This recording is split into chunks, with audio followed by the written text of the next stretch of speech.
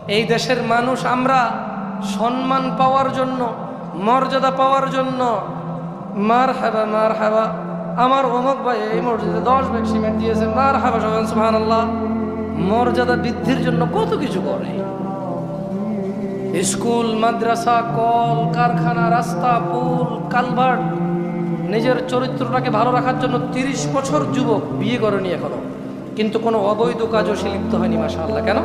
তার ইজ্জত, তার কাছে তার মান সম্মান তার কাছে অনেক বড়, সেটা অনুভব করে এবং এলাকায় তার ভালো সুনাম আছে যে না, সে কোনো মহিলা কেলেঙ্কারিতে নেই। বয়স 30 বছর, এর চেয়ে ভদ্র নম্র আমাদের গ্রামের একটা নাই। ওই ভদ্র ছেলেটাই নামাজ পড়ে না।